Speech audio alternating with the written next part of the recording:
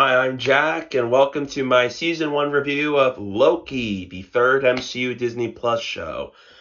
And in my opinion, I think this show is easily the best of the shows we've gotten so far out of WandaVision, The Falcon and the Winter Soldier, and Loki. Loki is easily the best one we've had so far, and it's such a surprise because I came in, I'm excited for the show, but I was a little nervous about how they would handle it because we saw him die in the beginning of Infinity War. And because Endgame set this up, I was curious to see what are they going to do with the show. And so now that we got the show, I can tell you it blew me away by how good it was. And I cannot wait to talk to you guys more about this show. Oh, and don't forget, this is a spoiler warning. I will be talking spoilers throughout the season from start to finish. So if you haven't seen the whole show yet, you might as well get out of my video right now because I will not hold back. Set immediately after he escaped with the Tesseract in the events of Avengers Endgame, Loki gets caught by the Time Variance Authority, and that is a time cop station about a group of people who are trying to monitor the timeline and make sure it goes in a specific way.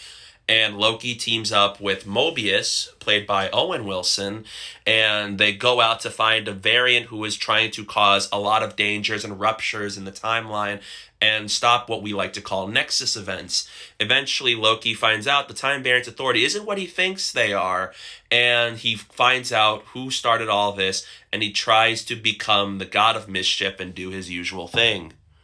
The acting here is phenomenal from the entire cast. Tom Hiddleston continues to shine as our favorite God of Mischief, Loki, and especially as now he is the title character of his show and not working alongside characters like Thor and Captain America and that. He does such a great job carrying his own show while working alongside these other characters. Owen Wilson is really good as Mobius, who helps Tom, who has a great dynamic with Loki, and I love their banter and their back and forth they have with one another, especially the scene where Loki is trying to teach him about Ragnarok and that the variant hides in apocalypses, and seeing him use Owen Wilson's salad is really funny. Especially they have great banter with one another, and it's such a great dynamic that I think does a really good job helping the show work. And Sophia Di Martino plays the variant known as Sylvie, and she is a female version of Loki, and they have a nice dynamic with Loki, especially once you find out who she is and why she's doing what she's doing. And I loved seeing Loki and her team up to take down the Time Variance Authority, especially as they've been very suspicious, and that she has a goal because she has a personal revenge against the Time Variance Authority for what they did to her. And I thought she does a great job too. She also helped carry the show, especially for a new character introduced to the MCU. Gugu Mbatha-Raw does a good job at playing Ravonna. I liked how her character is like a judge, and she wants to keep the TVA alive, wants to keep doing what they're meant to do. And you see she does a good job playing like the villain of the show. Well, a villain of sorts. And especially with her scenes with Mobius and all that. So I thought she was good too. And a lot of the side characters like Hunter B-15, yeah, she was great as well. I liked how you see her go from being somebody who hunts down Loki in the start of the show, and then you see her realize like the Time Variance Authority have destroyed her life, and I thought she's great. And she was also in Batman v Superman as well, and she does a good job here with the show. And acting wise, this is a spoiler, so episode 5, Journey into Mystery, we meet all these other Lokis. Tom Hiddleston played our main Loki, but he also played President Loki. Come on. What did you expect? And he was great there as well, and I loved Richard E. Grant as classic Loki, and they even pulled off his classic costume, which I loved. Easily the MVP of episode 5. He helped save Loki in them. And Kid Loki was really good too. Again, I was surprised at how the show was able to pull off all these variants of Lokis. It's just so marvelous to me how they pulled it off without making them look ridiculous or making it seem strange. But it worked, and I just love that so much, especially for a show about Loki. The visual effects on the show is amazing. It looks just like in a movie. And I love the cinematography work on the show, especially in episode 3 and throughout the show. Visual effects and cinematography are great. Another thing that I love about the show that carries over even from Falcon and the Winter Soldier and WandaVision is that this show continues to be unique in the Marvel Cinematic Universe, and it continues to feel more like a different genre show than a comic book show. And I love that because WandaVision was a sitcom, Falcon and Winter Soldier was a political thriller, and Loki is like a mystery drama thriller of sorts. And Loki is very mysterious because you're wondering, like, how did the TVA begin? Who started all this? Who's the variant that they're hunting down? How will Loki respond to this? How are all these Lokis a thing? And especially as in the finale, like, what happens now? So, yeah, it's so mysterious. And I'm always saying there's like, I wonder what happened here or what's going to happen. It leaves you wondering. For 6 weeks of episodes, you are just like, what's going to happen? How is all this happening? And it's just so good and it's so compelling and they do it in such a good way. This is easily the most mysterious of the 3 shows so far, even more than WandaVision. WandaVision had a mystery, but I think Loki's mystery was even more compelling, in my opinion. And I hope that, and especially with how they ended it with Kang, who finally showed up in the MCU. Woo-hoo! Knew it! I'm so happy they finally bringing in Kang the Conqueror. And especially with how it ended where Sylvie betrays Loki and basically killed Kang, but then it created an entirely multiverse of madness, which I took from Doctor Strange in the Multiverse of Madness, by the way. And it leaves me so... And now that Loki and Mobius doesn't even know who Loki is. And now you have Kang as the head of the TVA, and that leaves me so excited for season 2 of Loki, which is confirmed, by the way. And I'm so pumped to see how are they going to continue this? How is Loki's story going to progress from here? And I'm just so pumped because it's so mysterious and I love it. And the show can be really emotional too, especially in episode 1 when Loki, because this is only the Loki we knew from the first Thor and the first Avengers movie, this Loki, he saw his future in Dark World where he dies and becomes King of Asgard. And then he finds out that Odin dies, and then he finds out that Thanos kills him. It's so sad to see, and you see the look on Loki's face as you see him cry, the fact that it's like the future, that he becomes a better person, then he dies at the hands of Thanos. And then you see it's like, is that his purpose? Is he just destined to lose in the end? Which is a question that the show continuously asked, is that if Loki is destined to lose. And it's really sad to see. And also another scene when, in episode 4, when Ravonna gets one of the soldiers to prune Mobius, and it's so sad to see because Loki and Mobius they have such a good bromance, and then he got pruned.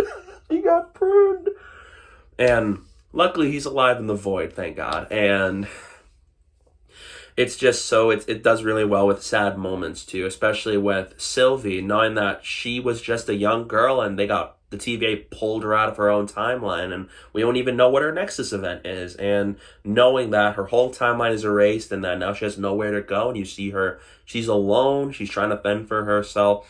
Just like with Loki, I was like, is he destined to be alone for the rest of his life? And by the end of the show, he's alone. It literally is something they teased at the beginning, that he's never going to find love. He's always going to be alone, and that happens in the end. And it's sad for a character like Loki. And that's one of the things that makes Loki such a good character. Is he a character that has to stay alone, or can he go off and be with somebody and stuff like that? Which I was not bothered by the Loki and Sylvie thing, because everybody complained. It's like, oh, why are they in love with each other? They're basically themselves. It's like, it's basically self-incest because she's a female Loki. So if people are bothered by it, that's fine. I don't really have much of a problem with it personally, but yeah, it is what it is. the character building on the show is terrific. I love seeing how Loki, he was previously seen as like attacking and trying to take over New York City in the events of the first Avengers movie, and then you see him here, he's caught by the TVA, and then you see him learning he's more than just the God of Mischief, but could he be more than just that? And I loved how it helps with his dynamic he had with Mobius and Sylvie, as you see him help those two characters, and you see them kind of change Loki in a big way. And same with Sylvia, as you see her on a path of vengeance and see her develop her relationship with Loki in strong ways. And the ending to the show is so spectacularly shocking. I am not being sarcastic. It is so huge. It has the biggest ending out of any of the shows over WandaVision and Falcon and the Winter Soldier. Loki has the best ending to date because it doesn't just affect the show, but it affects the entire MCU. We got introduced to who the real villain of all this is, and that is Kang the Conqueror, who I've been wanting to see for so long.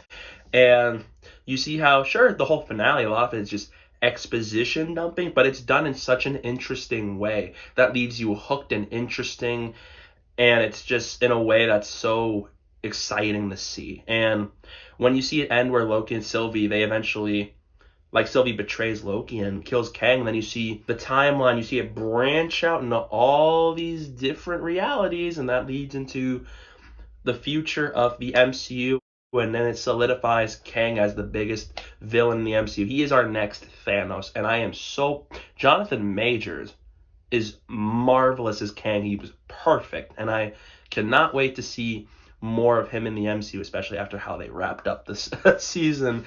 And it's just so huge. It literally leaves Loki alone and afraid, just like how they feared that he was destined to be. And you see how it's like now Kang is in control of everything, is in control of the TVA, and now you see him in a position of power, and then you see Loki all alone, and Sylvie just betrayed him, and that's going to lead for some interesting dynamic in season 2. And Mobius, and now that Hunter B-15 and Mobius don't even know who Loki is, it's just like, you see, it's like Loki's dynamic with Mobius is just shattered to pieces, knowing it's like Loki remembers him, but Mobius doesn't even remember anything about being with Loki, and it's just so sad to see, knowing the partnership that they formed over the course of the show. And the fact that this time, because Sylvie killed this Kang, we're going to get other variants of Kang who are told to be more ruthless and more wicked, and I am just so excited to see more of Kang in the MCU, but also see how does this show continue. It literally sets up Spider-Man No Way Home, Doctor Strange in the Multiverse of Madness, and Ant-Man the Wasp Quantumania, because Kang is going to appear in the next Ant-Man movie. Now I'm wondering, how is Scott going to take down Kang? How is this going to happen? The man is going to be in a whole world of pain. And just like Doctor Strange, because now Doctor Strange, thanks to all of this, looking at WandaVision with how Wanda's trying to bring her kids back, but then you got Loki with what they just did on the show's finale. Doctor Strange is going to be in a world of absolute pain, and he's going to have a really hard time in the next Doctor Strange movie, so good luck to him. But yeah, I love the finale, and it's just so surprising. It is easily the strongest ending out of any of the Disney Plus shows we've had thus far, and it leaves me so pumped for the future of the MCU, the future of the show, and of these characters, and that we finally have another big villain to take Thanos' place in the form of Kang. All in all, Loki is easily the best MCU Disney Plus show we've had thus far. It's entertaining, it's exciting, it's full of terrific performances with marvelous visual effects, and it leaves me so pumped for the future of Season 2 and of the MCU as a whole. I'm going to give Loki Season 1 an A+.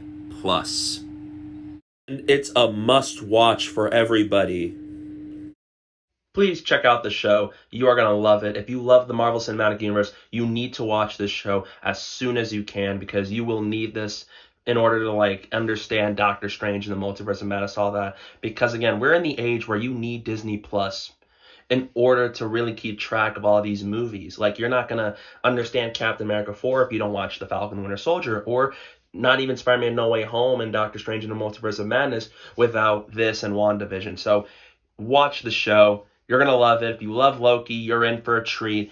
And I hope everybody checks out the show. It's probably my favorite Disney Plus show, like in general, even over The Mandalorian. And so it's such a blast to watch. I hope you guys check it out. I highly recommend it. And those are my thoughts on Loki Season 1. What did you think about the show? I would love to hear your thoughts on it, whether you liked it or not. Let me know down below in the comments section. I'd love to hear your thoughts on the show. And don't forget to give this video a like, share this video to all of your friends all over social media, and don't forget to hit that subscribe button if you want to see much more.